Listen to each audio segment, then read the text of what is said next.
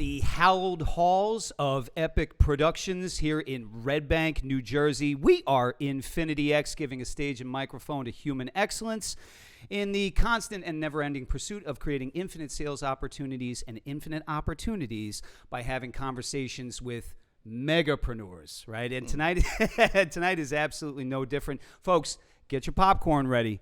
We are rejoined tonight by none other than Chris Walsh. Chris, what's going on, brother? How are you? What's up, Dave? How are you? I'm great.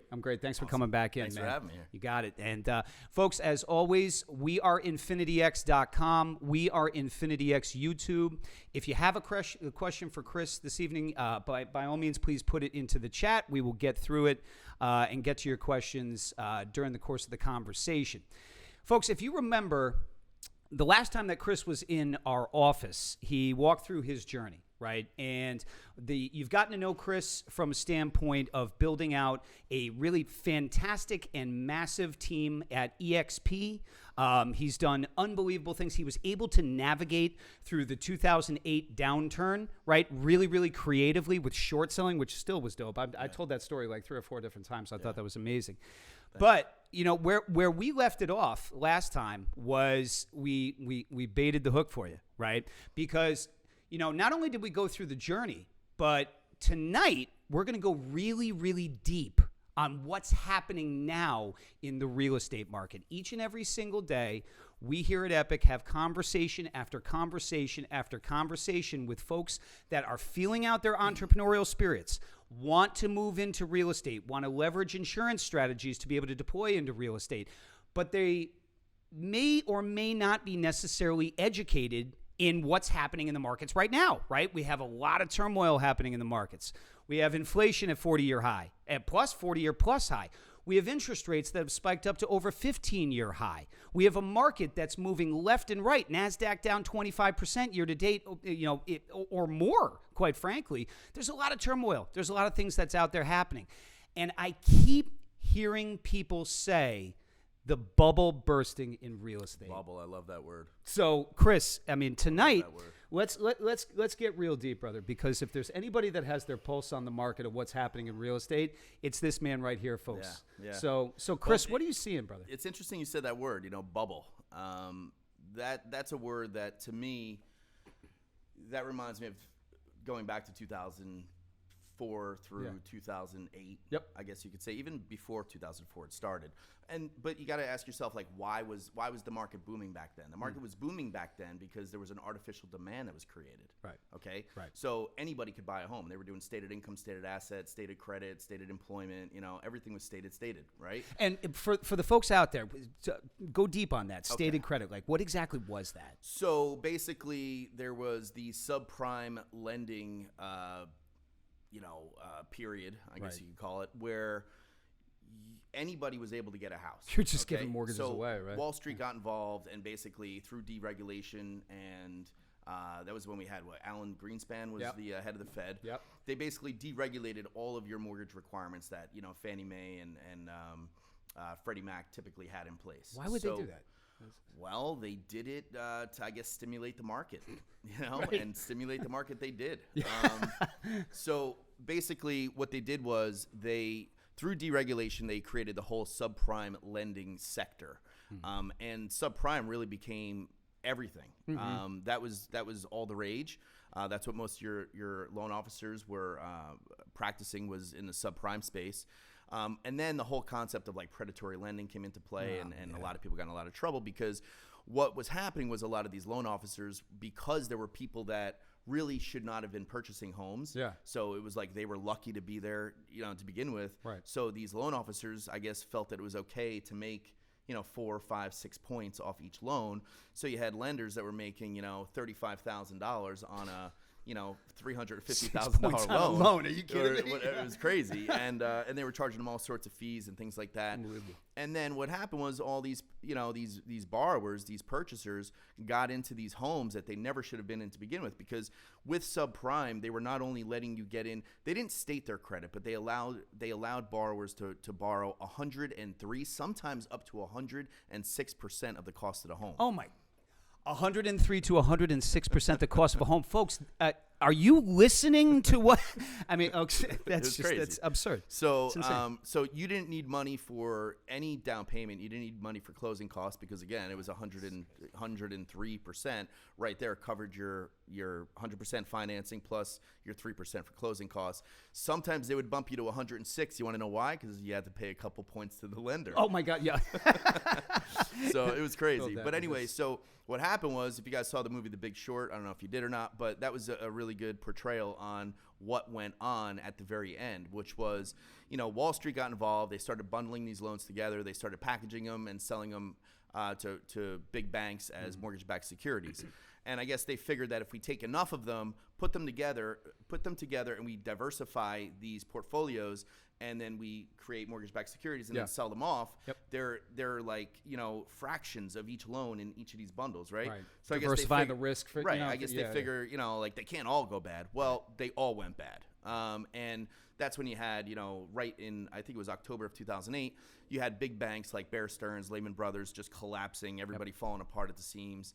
You had a $780 billion TARP rescue package that was brought forward by the federal government, and it was just a disaster. So that what I just described, that is a bubble. Right. Okay? Right.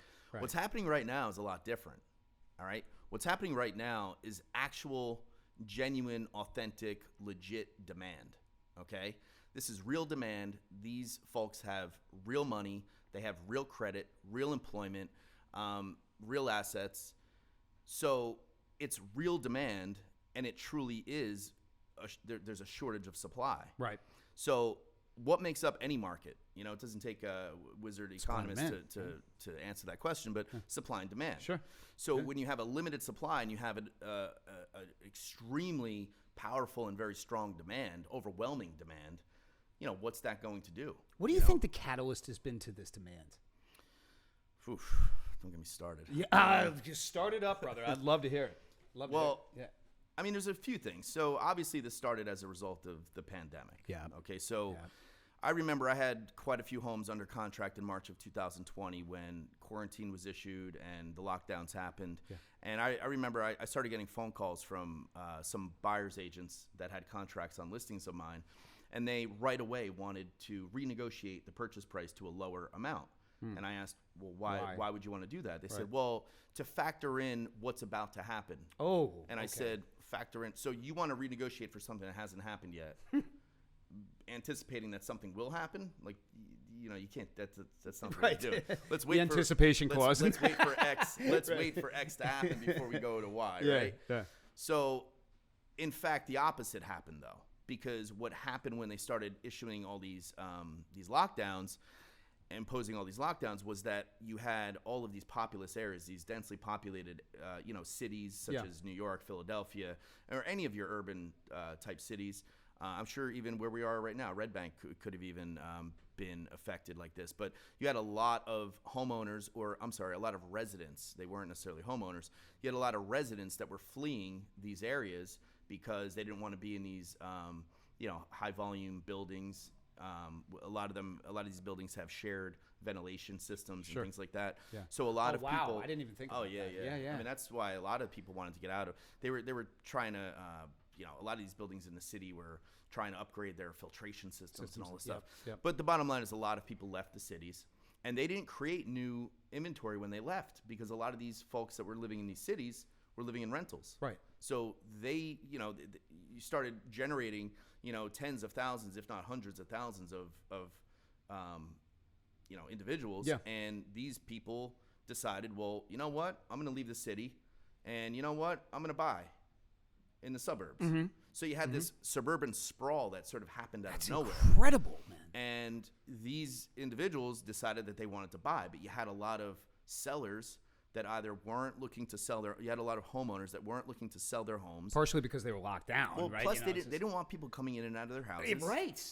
They have small children, things like that. They don't want people coming in and out of their houses. It's so crazy. I'm lucky because my industry is one of the industries that was deemed essential. So real estate agents kept working, which was kind of cool. But I remember what it was like. I mean, you're going into these homes, people, everybody's like, they want you to put on like a hazmat suit. I remember. Yeah. And so you had all of these individuals that were now, heading to the suburbs, and they were looking to purchase homes.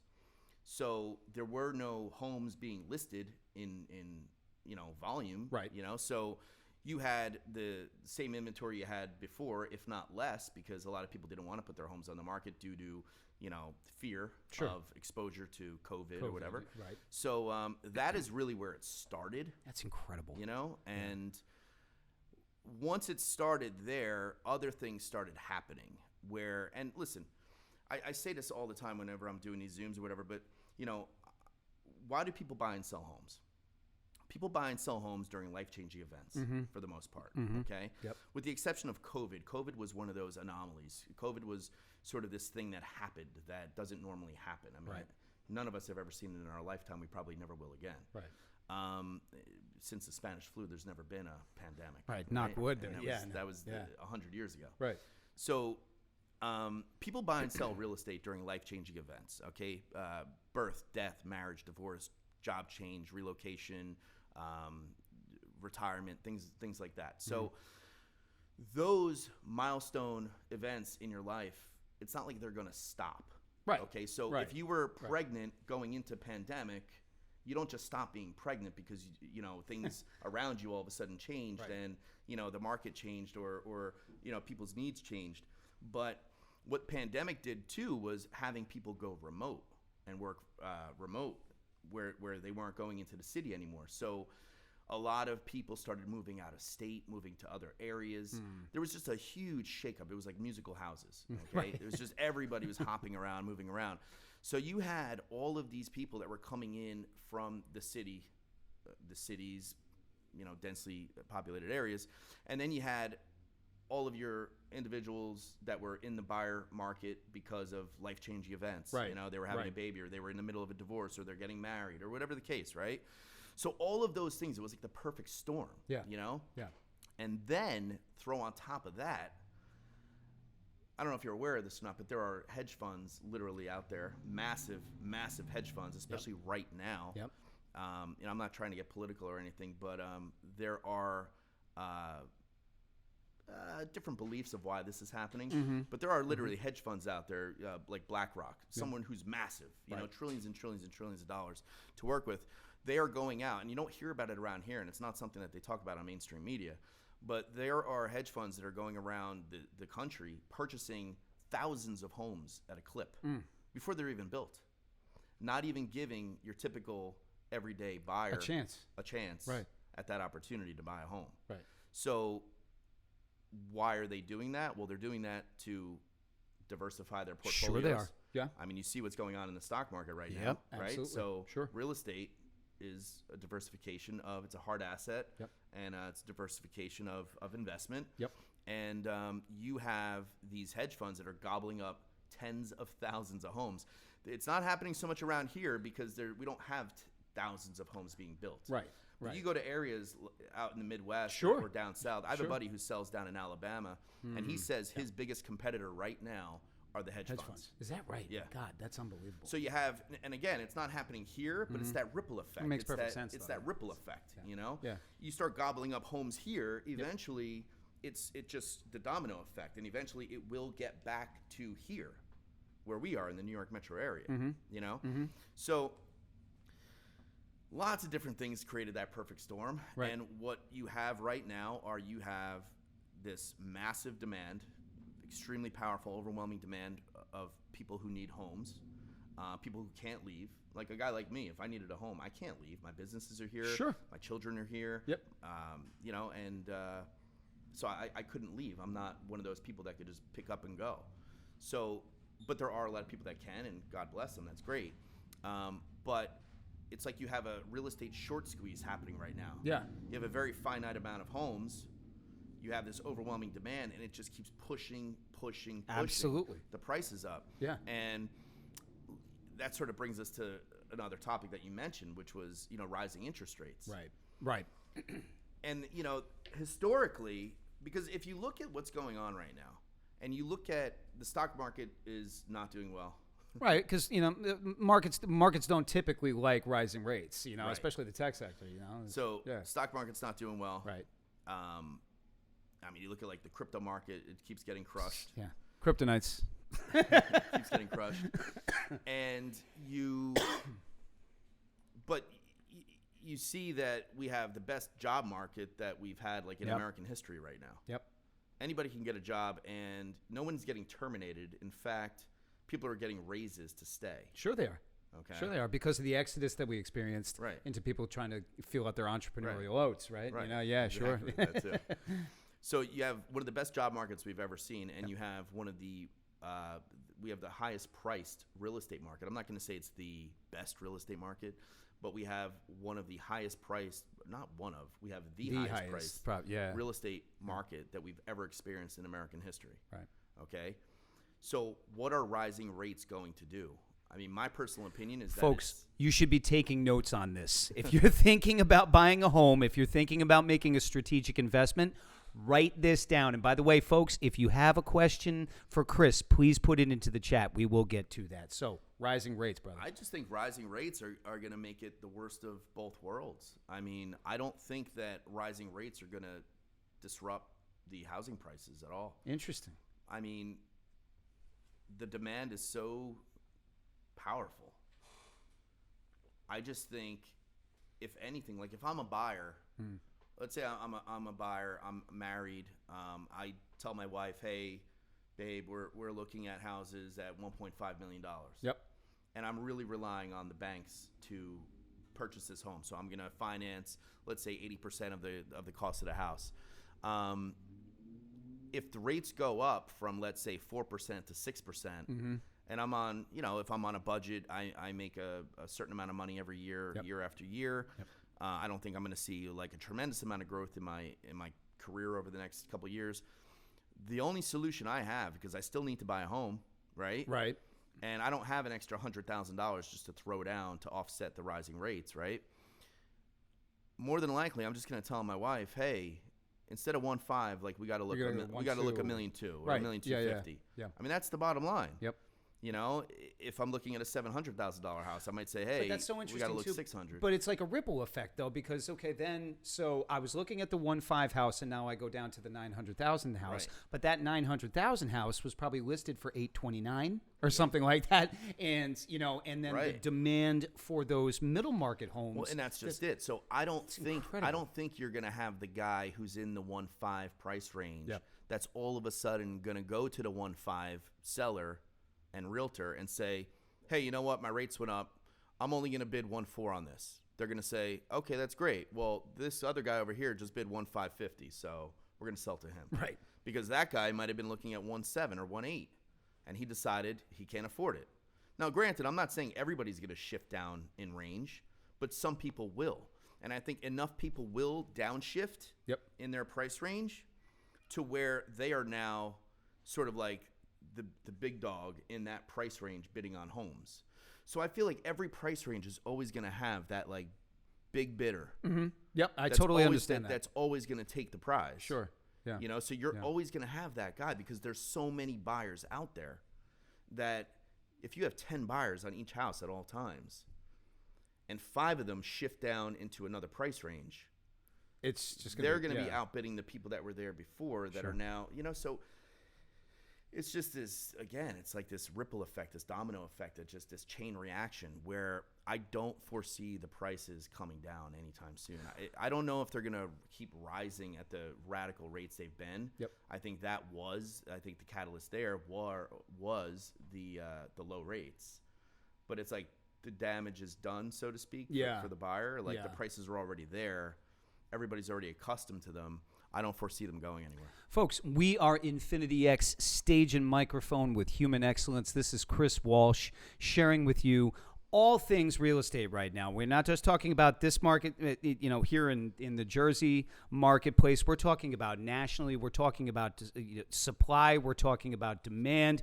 We're dispelling the idea that this may, in fact, be a bubble, right? Or I wouldn't say dispelling. We're giving education so that you can make an informed decision. Replay on weareinfinityx.com, We Are Infinity X YouTube. Now, Chris, let me ask you a question. Yeah. So the naysayers out there, right, would say, he doesn't know what he's talking about, right? The naysayers out there would say, inflation being where it is, and as a result of inflation being where it is, the Fed is going to raise rates, but the concern is recessionary pressure, right? And doing it too aggressively where they push us into recession.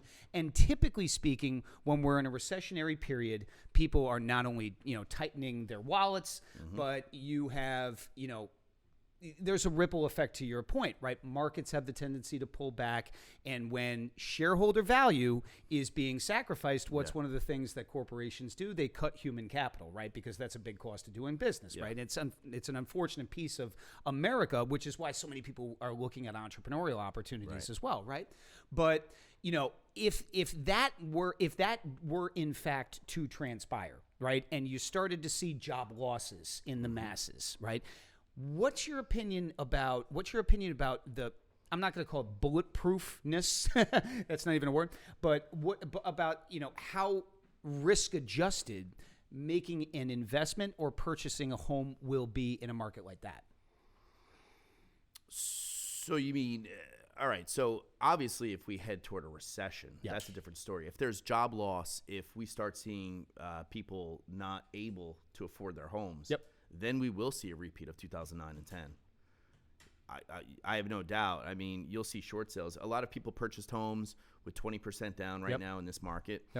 People went in on offers saying that they were putting 50% down, but that was just to win the bid. At the end of the day, they put 20% down. If we start going into a recession and there's job loss and people start defaulting on loans because there's widespread job loss, we will have a foreclosure boom. There's no doubt. If that happens, then the market will crash. Okay. But you can't say that we're in a bubble only because the phenomenon that's taking place over the last 2 years, right? I don't think it's a bubble. I think it's real. It's a real demand. There's a real shortage of supply. But if we start talking about recession, we start talking about job loss and things like that, that's a life-changing event that would cause people to sell their home. Sure. When there's a sell-off of anything, the prices drop. Because when there's a sell-off, it means the supply is increased, right? And they'll usually take not top dollar. They'll take an offer. What they can get. Right, exactly. Right? Yeah. So, but your question was, what's the... Well, it's more along the lines of, okay, so, because there is plenty of argument out there that the Fed could aggressively raise rates to the point where we do experience a recessionary time. Just last week, that was pretty hefty. Yeah. And from that perspective, but also, our listeners are not only, home buyers, but they're also entrepreneurs, right? And so I guess the question that pops up is, does that create catastrophe or does that create opportunity? Right, and to that you say what? Yeah, well, in my experience, it creates opportunity. Let's talk more about that. Okay. So, from an opportunity perspective, whenever there's a catastrophe of any kind, opportunities are born. Right. So, obviously, if you're the guy that was holding, 10 multifamilies and all these pieces of real estate and properties that you bought during the boom, so to speak, not bubble, boom, and you're holding these at peak values, and then the market pulls back 20%, you're probably tied up and you're probably not able to liquidate. It's like just like me right now. I'm holding a bunch of crypto. Right. And my plan was not to hold on to this crypto for 6 months. Right. But I'm holding on to it for the past 6 months because crypto is just sitting there like like Weekend at Bernie's. It's not doing anything. It's just sitting there. Actually, it just went down like 20% yesterday. So this is what's happening, and obviously, but if you're liquid, waiting for an opportunity, and we do go into a recession of some kind, and that happens where corporations start cutting jobs and things like that, and then it's harder for these homeowners to pay their mortgages. Then we're going to see widespread default across the board. You're going to see that it's going to become a regular thing. Yeah, and with that is created opportunity for the strategic investor. Now, here's the question. And let's not forget that actually happened during COVID because the banks started doing forbearances on mortgages. Oh, yeah, those mortgage, that's true. Those mortgage forbearances were basically what a mortgage forbearance is, for anyone that doesn't know. A mortgage forbearance is basically a deferment of your payments. So if your payment is, I don't know, $3,000 a month, and $2,000 of it's going toward principal and $1,000 of it's going toward interest. Basically, they'll allow you to not pay your $3,000 a month mortgage. Whatever is your principal nothing happens because it's your principal and you're not paying.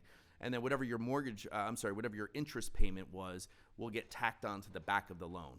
So it just becomes added to your principal, basically. So when you go to sell one day, you have to pay that back. Got it. Got it. So the banks could get creative, I guess, but the banks are in business to make money. Yeah. If they're giving everyone forbearance, they're not making any money. Some of these banks will do a cost-benefit analysis, and they'll say, hey, it's more worth our while to foreclose on these people than to give them an opportunity of forbearance. But again, to answer your question, during a recessionary period like that, or during a recession-like climate, when there's blood on the streets, buy real estate. Well, so when there's blood on the streets, buy real estate. Now, here's a question that came into the chat, and I think that this is, folks, this is a microcosm question because it gets more back to personal philosophy, which we'll dig deeper on in a moment. But the question that came into the chat was, should I sell my house because the price is so high? Yeah, so I get that question a lot. Yeah. Should I sell my house because my price is so high? And typically what they want to do, so there's usually two parts to that question. One is, should I sell my house because the price is at a peak, all-time high? Or should I hang on to it because rents are at an all-time high, right, and I can hang on to it as an investment property and build my investment portfolio? My answer to that is pretty simple. Sell your house today. The reason I would say sell your house today is because today that house is at a peak value, and today you are exempt for all capital gains on your house. Ooh. Okay, so today you've been living in your home for at least 2 out of the last 5 consecutive years. That is what identifies it as a primary residence. Okay, so when you sell your home, an individual is exempt for $250,000 of profit, and a married couple is exempt for $500,000 of profit. So if you sell your home today, you're selling it at a peak, and you don't have to pay tax on it. If you hold on to your home for more than 3 years and a day, and then you decide to sell it, chances are the values probably won't go up as much as you need them to offset for the amount of tax liability and tax exposure you're going to have. So my answer to that would be sell your house today. Unbelievable. And get the tax break. Folks, we are Infinity X, stage and microphone with human excellence. This is Chris Walsh giving education on all things real estate. And, just to dig a little bit deeper, though, Chris, yes, on the question that just came through. And by the way, that was an outstanding question. But 2 things push markets. Mm-hmm. Fear, greed. That's it. Right? Yeah. It's going to be that way with anything, right? It's going to be that way with the stock market. It's going to be with real estate. Yeah. And in times like this, I have found that people abandon investment philosophies to go after, to go after the bright shiny toy, or out of concern about a bubble popping, right, or something of that. They make a irrational decision. I mean, I didn't even dive into that before. We could talk about this all day, but fear is the entire reason everything started from go. Let's get deeper into that. I love that. Well, fear is what motivates everybody. So it's fear of not having a place for their children and family to live. Yep. What are you gonna do? Couch surf with a family of 5? It's not gonna work out real well. Yeah, it's not gonna work out. Right. Why did people leave the cities? Fear. I mean, there are riots happening. COVID. Right. COVID, it's like, everyone's going to die, right? So fear was the ultimate motivator there. Now you have other components and other factors that are on the table, which are rising interest rates, rising home prices. So the reason people were bidding so high and so, I don't want to say recklessly, but so freely, I guess you could say, they were being very FOMO, I guess. These people were just bidding like crazy because they figured, well, even if I bid 10% over, the prices are probably going to go up 20% in the next year. So I'd rather just pad in 10%, right, get the house today, as opposed to wait for it to go up another 10%, and then I'm still bidding 10% over, right? So it just made more sense to lock a house down and just throw money around. Plus, money was so cheap at the beginning of COVID. Right. You know, I mean, Right. interest rates were in the twos. I know. You know, 2.875, 2.75 was not an abnormal thing. Right. You know, so it's just now that, you know, it's like everybody got acclimated to the pricing, and now rates are, you know, approaching 5. And, you know, when you're talking about a large sum of money, $1 million, that extra 2%, you know, does have an impact. Well, but you know what? I think what you said was incredibly relevant too, pertaining to, okay, well, if you're on the fence, you know, you can capture capital gain without any type of income taxation. I think that's a really, really relevant point, Chris, because, you know, folks, let's get more, you know, wide scale here for a moment. I mean, and again, I'm not a CPA, but I say time and time again, you look at our debt to GDP, right? You look at you look at what's happening in our marketplace in general, and the 3 largest cost items are not going away. I don't care what anybody says. Medicare, Medicaid isn't going away. Social Security is not going to go away, even though everybody seems to think it's going to. Name me one person in politics that's going to allow Social Security pot to run dry, right? And then civil defense, right? Those 3 things we're going to have to double down on. Where does that money come from? It comes from taxation. Right. So the tax bomb, in my opinion anyway, is heading at us like a freight train, whether people want to think about it or they don't. So being able to take advantage of tax efficiency right now, I think does make a tremendous amount of sense. Taxes are a funny thing, man, because you know, I know the Biden administration is all about, you know, increasing taxes, right? They're like tax everybody, tax the rich, tax everybody, raise taxes. They want to raise the capital gains tax on real estate, on investments, all of that, right? Yep. But then you have like the Trump administration and Trump's philosophy on taxes, where lower taxes,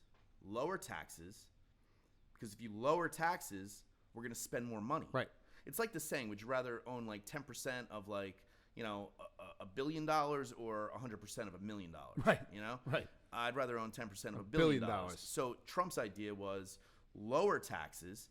That way we're going to bring all these major corporations, you know, car manufacturers, all these people back, yes. right? Yes. Which will create jobs, okay? Stop giving away so much free assistance and free money, but we'll create jobs. And if you want to make money, you can have a job, you know? Lower taxes. That way it'll stimulate spending, you know, and which, then, by the way, and then the more spending. So if the taxes are so high, I might spend $10. Right. But if the taxes are lower, I might spend $100, 10 times what I would have spent if the taxes were higher. 100%. And you're getting a lower tax rate off every dollar I'm spending, but I'm spending 10 times more. And by the way, there's more sales tax actually being generated because there's more sales that are actually taking place, and when there's more. You know, right, and there's more taxable income. What happens though is we keep the economy, we keep our national economy thriving, right? Because we're spending money, right? We're going out, we're keeping the small businesses open. You know, everybody's like playing their part. When you just tax the heck out of people, people start to like shut their doors. They don't want to. You know, everyone gets like weird, right? Mm-hmm. They don't want to spend as much money. And then again, now you have corporations that are leaving, you know, the United States. So it's like we went through so much to get people here, and now we raised the taxes, and now we're chasing them away again. You know, and now we're going to start outsourcing again to, you know, foreign countries, which we really shouldn't be doing. New question coming into the chat. The question is, if I sell my home today, I'm moving into another home for well over normal prices, so all of my profits get diluted. No? Is that the question? Are my profits going to get diluted? What's going on there? So if I sell my home today and I buy a new home, is that what the question is? If I sell my home today, my profits are getting diluted. Is essentially what it's saying. Well, no, it's like in any market, man. I mean, you know, if you sell high and you buy high, it's all relative. Right. You know, I mean, if you want to try to time the market, but that's like me trying to time my like IRA contribution for the year. You know what I mean? Right, yeah. Like, it just doesn't happen. Yeah. If you're selling a home in this market, you know, I mean, don't sell your home and then go rent for a year. That's psychotic. I know a lot of people that did that. They sold their home thinking they cashed out. They went and rented, and the market went up another 15-20%. Right. So now for them to get even the same house back that they sold, they'd have to pay another $100,000 to get the same house. Right. So they're like, oh man, what are we going to do? So now they're like renting because they refuse to get back in the market. And in that situation, your profit gets diluted. But if you're keeping things all relative, right, and all things considered equal, if you're keeping everything relative and you're selling high and you're buying high, then yeah. But I mean, I get what you're saying. Speaking of relativity, you're selling a house for $500,000 that went up 20%. So your house for $500,000, if it goes up 20%, now it's worth $600,000. Right. Okay. Right.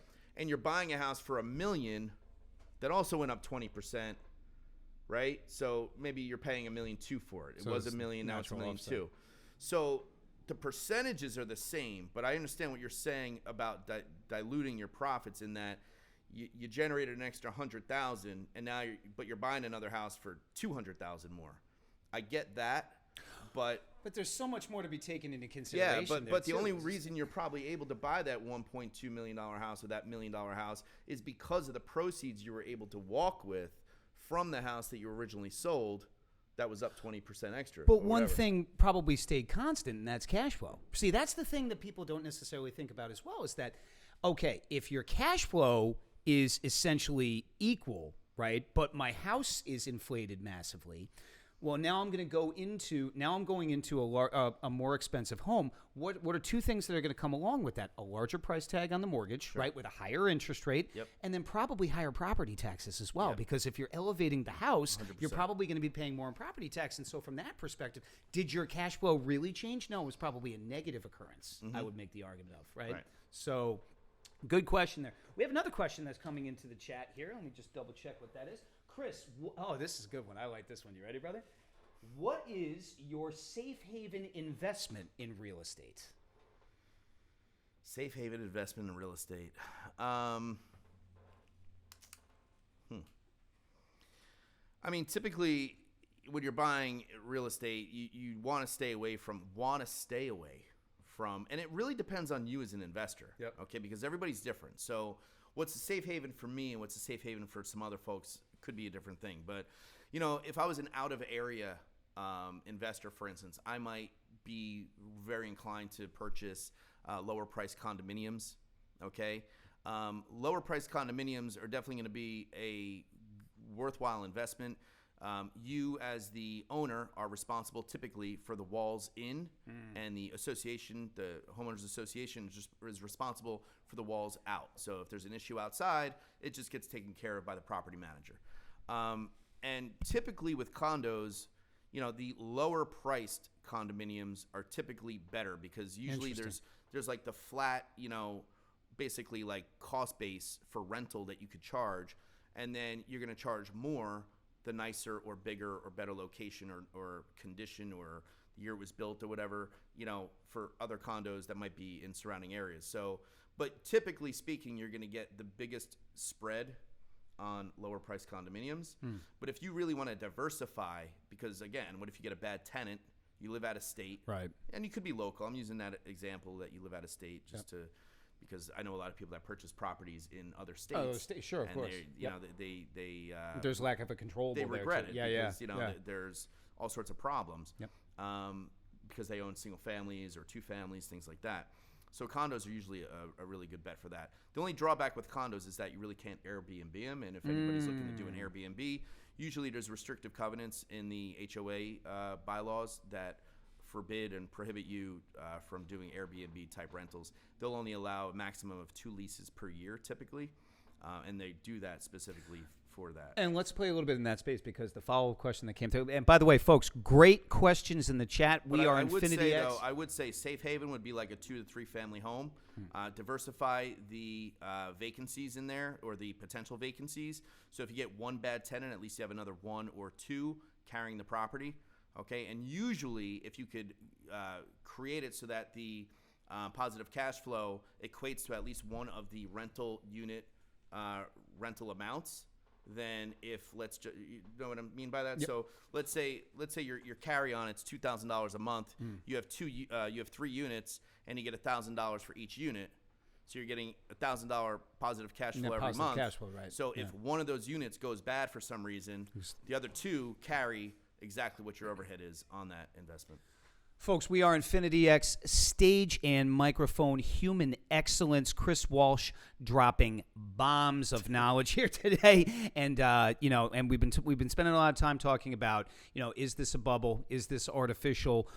Should I sell my house? Should I abandon my investment philosophy? What about taxes? I think one of the big things that has been a little bit of an 800-pound gorilla in the real estate market, Chris, has been, do I do Airbnb or do I not do Airbnb, right? And so, there are those that say that as a result of the power politically of the hoteling world, right, that more regulation is going to come down the pipeline, and it's going to make it much more challenging and much more difficult to manage Airbnbs and to buy Airbnbs. Sure. So, is Airbnb still a great investment? I would say yes and no. I mean, I think, buyer beware. I'm sure you've heard that saying, buyer beware. I think you really need to do your homework before purchasing a property that you're going to hold as an Airbnb type property. I think always having that backup, always having the knowledge to have a backup plan. So if, let's just say, I know that there are some towns, for instance, over here in Monmouth County, Long Branch Township has outlawed Airbnbs. They're not allowed in the town. So it doesn't matter if you have a single family, multifamily. Why did they do that? And it's been a while. This has been at least 5 years that they've had this law. Yeah. They just don't want the transient type clientele coming through the town. I mean, they are a beachfront town, but they have like an inner city element to them. So I think in their minds, they already have enough problems. Right. They don't need any more. Right. So they just don't want to have that transient type clientele coming through the town. And they don't want all that traffic. And that's their way, I guess, of preventing that from happening. So, and I know that there's some people that still do them, but if you want to be compliant and you want to, stick with the rules, which I don't recommend when you're dealing with investments. Buying an investment that going into it, you're going to be breaking rules. Right. You're setting yourself up for disaster. That's probably a bad move. If you're holding a property and rules all of a sudden change and things evolve around you and you need to sort of roll with the punches, that's one thing. But I don't think you should go into something knowing you're going to be breaking rules. And the fines are hefty, like big time. It's really? Like $1,000 first offense, $5,000 second offense. Like it just keeps going up and up and up. Could they press like criminal charges on that? I don't really know the details of how intense they get, but I know that they do a scan. Literally, they have somebody in their office that scans Airbnb like regularly, looking for properties listed in that town. Unbelievable. And then they'll come after you. So, but yeah, Airbnb. I mean, the amount of rates you're gonna get, the rateable that you're gonna get on an Airbnb is astronomically larger than what you would get if you just did like an annual 12-month lease. You talk about cash on cash return. Yeah, if you do an Airbnb and you rent a house for $375 a night or something like that, do the math on that. That's like $11,000 a month. Or $12,000 a month. Is managing that yourself though counterintuitive? I mean, do you hire a management company for that? Yeah, if my plan was to do Airbnb type properties, I'd probably plan on having several of them. And I'd probably plan on hiring a property management company because you got to think about like the housekeeping alone is like the turnover on that thing. If you're turning it over 2-3 times a week to different people, now some Airbnbs do week minimum, and that sort of keeps the flow going. But again, you have to make sure that you're purchasing in an area that can constitute that type of requirement. Where you're doing like a week-long rental. So something near the shore or near like some kind of destination point would be ideal. But listen, if you can do an Airbnb and make it worth it, I think all day I would do Airbnbs. We are Infinity X Stage and Microphone Human Excellence. This is Chris Walsh. Replay on weareinfinityx.com. We are Infinity X YouTube, Apple, Spotify, every single vertical that we know. So, Chris, 2 more questions that came into the chat. Well, one question, and then I have a question for you as well. Sure. So, let's say that I do decide that I am going to list my house. Yep. Right. It's a different, we're not just going to haphazardly list our house right now, right? Because you have to. What are some things that you're seeing that sellers are doing to increase the attractiveness of it, to increase foot traffic and volume, people coming into the house to create that feeding frenzy. Well, let me just say this, okay? The days of hiring the lady at church that you know because you do the bake sale with her on, the Sundays and she happens to have a real estate license, those days are over, okay? Today it's like you need the true market professional in your corner going to bat for you, because the things I'm seeing that are happening out there that realtors are dealing with, 95% of the agents that are out there operating don't even know what to do. Really? Okay? They don't even know what to do. And these types of issues are coming up constantly. I was getting proof of funds sent to me on multiple offer situations. So I would list a property. I would call for highest and best final offer by a certain deadline. I'd get 9, 10, 12, 15 offers in sometimes. And I'd get proof of funds showing that somebody's purchasing and they're a cash buyer, only to find out that the proof of funds that they provided was some piece of shit document that they Googled and found an editable, Wells Fargo statement online, right? And really, they're an FHA buyer putting 3.5% down. But they totally falsified to be able to. But they're falsifying it because they want to be able to compete with the actual cash buyers. Unbelievable. Yeah. So these are things that, you need to be able to spot. It's kind of like, I'm involved in these restaurants, and I have this door guy that he's just got this talent, man. He can spot fake IDs from a mile away, and I'm like, this guy, how does he do this? Fake IDs are still a thing. I'm like, oh my God, dude, it's been so long since I needed a fake ID. We Jesus, get 3 to 4 or 5 fakes a weekend. It's crazy. These kids, and these kids come in with their parents on top of it, which I think is mind blowing. Oh my God. But you got to be able to understand what to look for, And if someone's coming to the table and they have a bogus proof of funds, it's like, listen, I'm not faulting anyone for being an FHA buyer. That's fine. But I will fault you if you try to commit fraud by, trying to trick us into thinking that you're a certain level type of buyer. It's like subprime 2.0 right there. Yeah, you have people coming in and they're they're just they're posing as these liquid buyers that have $1.2 million in the bank, and really they have $120,000 in the bank, and they're putting 10% down on this property. But that's how competitive this market has gotten. But you have a lot of other issues that are taking place right now. You have a lot of even just the personalities, the dynamic of the clientele, the buyers, the sellers, just different things that are happening. You have a lot of different regulations that are being put forward. Even the real estate commission has changed a lot of things as far as how realtors can operate over the last couple of years. It's just, if you're not really in it, in the trenches doing this every day, selling a high volume of homes, you probably don't know these things are happening. Okay, so it's really important. If you're going to be listing your home, especially too, I see a lot of agents that really don't know how to facilitate multiple offer situations. Our job as a listing agent, when we are fulfilling the role of listing agent, our job is to look out for our seller's best interest. Sure. And that is to get our seller the most money in the shortest amount of time possible with the least amount of hassle, okay? That's our job, and that's always my mission, okay? And a lot of these agents, man, maybe their heart's in the right place, but their head is just not on the same page. And they haven't been there, done that. I see them making mistakes time and time and time again. Yeah. And even buyers agents. I mean, I see these buyers that are coming in and they're making an offer on a property that I have listed, and I hear them saying, begging for us to take their deal, telling me that they've missed out on, 17 homes. Sure, and so that's irrational exuberance right there also, because then they're just looking at the house because it was staged nicely, right? And they're, a lot of these buyers come in and they're like, oh, we've already missed out on 17 homes. And I'm like, who is your agent, man? How is your agent 17 homes and you haven't found a home? And they're like a good buyer, 20% down, nothing to sell, bidding, well over list. It's like, this is a relationship-driven market too, okay? Yep. And I hate to break it to a lot of these newer agents, but get out there. If you're a newer agent, I would say get out there, bump elbows, shake hands, meet people in your industry, because I have been cashing in 18 years of relationships in this market, and that has probably been my biggest asset in getting offers accepted on multiple offer situations. I've been cashing in a lot of relationships. I see the listing agent and I'm like, hey, remember that time Yep, I helped absolutely. you out or Yep, whatever. Yep, you didn't But, treat them like crap 10 years ago. You Right? have history with these people. Yeah, that's I've worked right. with them in the past. This is real, folks. You know, and relationships are key. I have a lot of agents that work within my organization, and I tell them all the time, you have to value and preserve your relationships. Relationships are everything.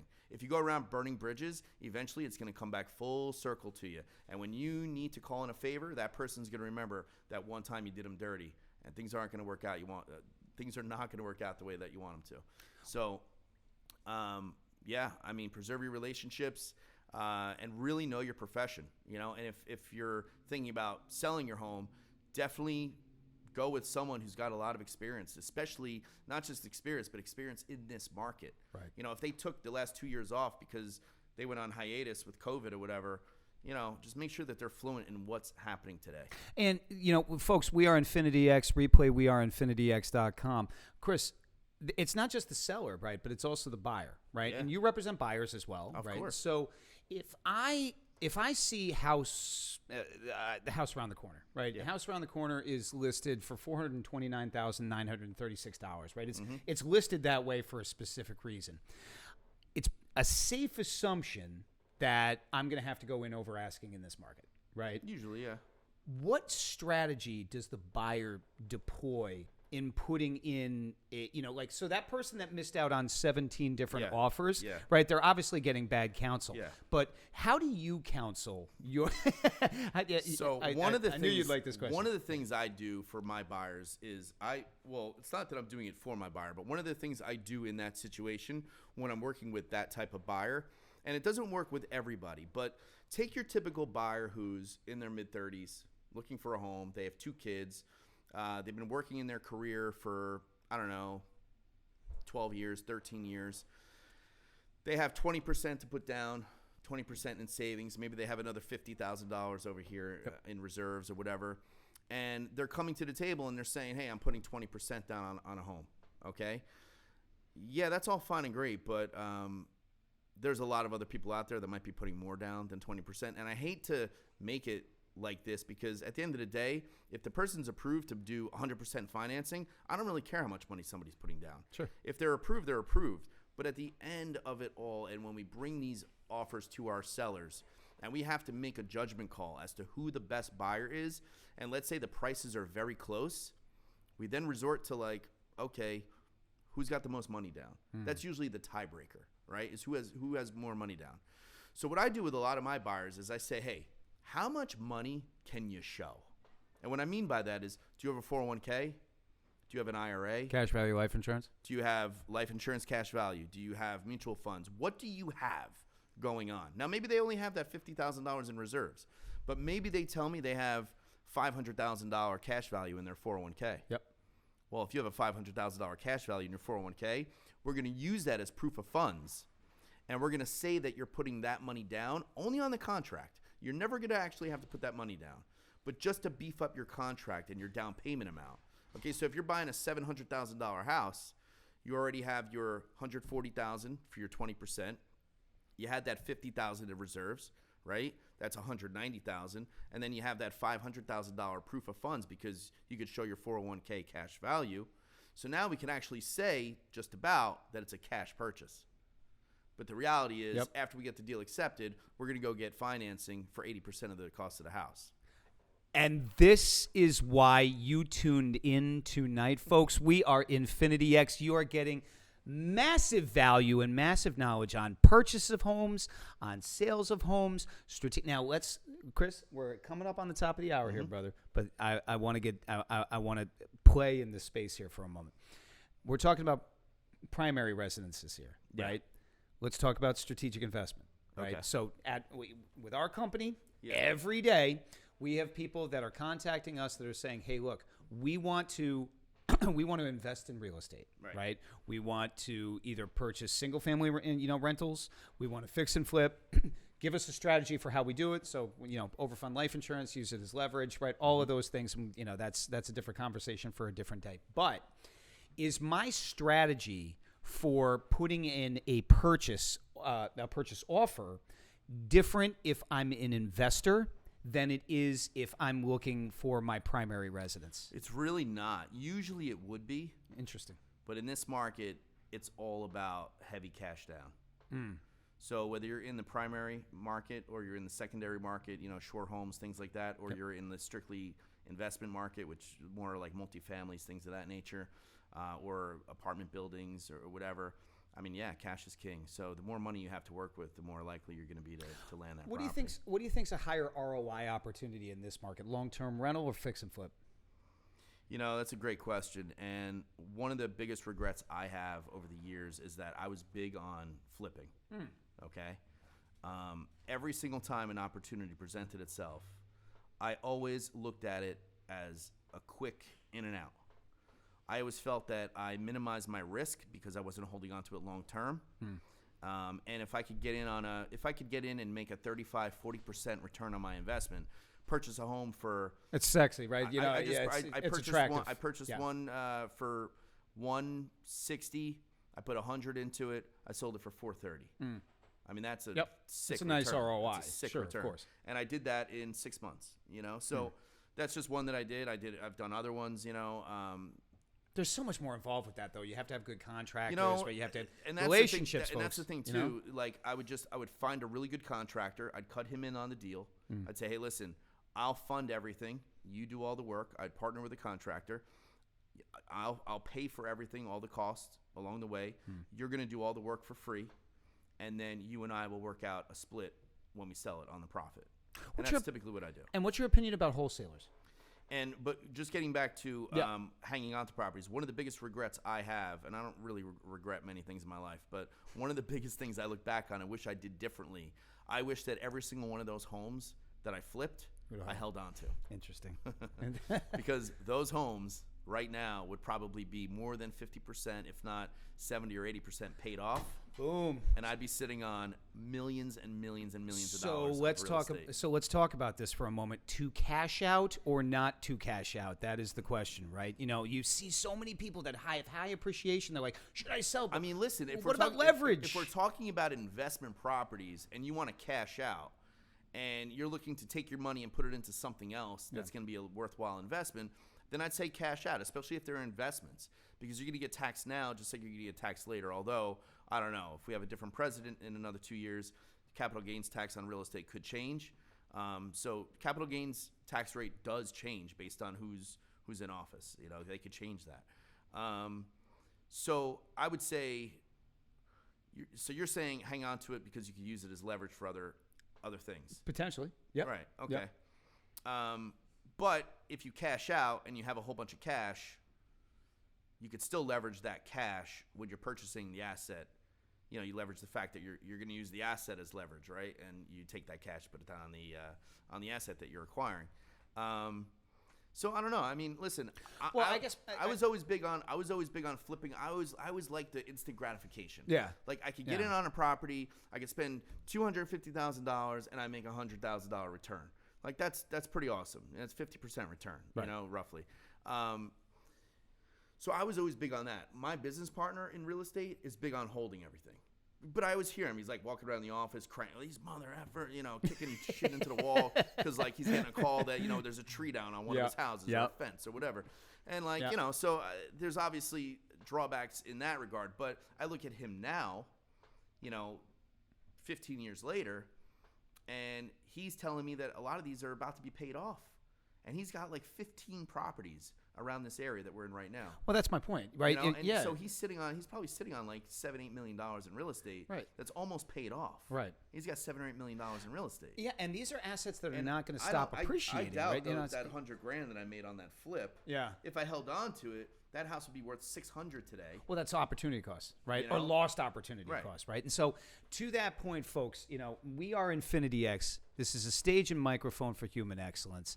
I'm going to put out there to all of you that this is a strategic partner, right? This is somebody who I trust and somebody who I consult, right, and have conversation with pertaining to opinion on what's happening in markets, particularly real estate markets, strategy centered around that. And, what we were just having the dialogue about is, do I use leverage? Do I cash out refinance? Do I sell? All of these things need to be you need to have consultation with a planner. Without a doubt. You need to have consultation with a planner. Get in touch with us here at Epic. That's what we do. It's what we do each and every single day, right? To talk about, okay, is this applicable for you? Are you thinking about moving into the investment market in real estate or in some other vertical, right? Can you give me wide angle consultation on, how does my real estate portfolio impact the other decisions that I make? The answer is yes, right? And, we have tools and software and all these different, things that are our disposal that will, assist us each and every day with providing this level of guidance. And it's also about proximity. Right? Proximity is an incredibly powerful thing. And we are blessed and fortunate to have proximity to somebody like Chris Walsh. And Chris, just before we finish up here tonight, any parting shots that you put out there for people that are in the market, are frustrated with the market, have missed out on those 17 different purchase offer opportunities? I think take a hard look at what you're utilizing as your resources, because that's probably playing a big part in whatever drawbacks and whatever hurdles that you're running into if you're struggling to find a home or struggling to acquire a home. But some advice for anybody who's on the fence, who's thinking about purchasing or thinking about waiting or whatever, just like with anything else in life, I always say the best time to do it is now. I think that when people wait, they don't really know what they're waiting for. They just think that they're waiting for something to happen. And I always say, if you wait until you're ready, you'll be waiting forever. Well, folks, we are Infinity X. This has been a Stage and Microphone with Chris Walsh. Replay, we are infinityx.com. We are Infinity X YouTube, Spotify, Apple, iTunes. And Chris, it is just, dude, I'm so gravitated towards you, man. I just really, really enjoyed. This was as real as it gets. It's as relevant as it gets. And people are really, really thinking about these things in a big, big way. Hey, listen, if anybody out there has any questions or anything at all, real estate or otherwise, you can definitely hit me up on Instagram at The Real Estate Leader on Instagram. And I'd be more than happy to chat with you. And I respond to all my DMs. So feel free to hit me up. This is Chris Walsh. We are Infinity X. Folks, again, thank you so much for spending some time with us this evening. We continue to bring and look to bring value each and every single Tuesday, bringing new speakers, new conversations, megapreneurs, people like Chris Walsh. Thanks for spending some time with us this evening. Until next week, we are Infinity X saying have a great Tuesday.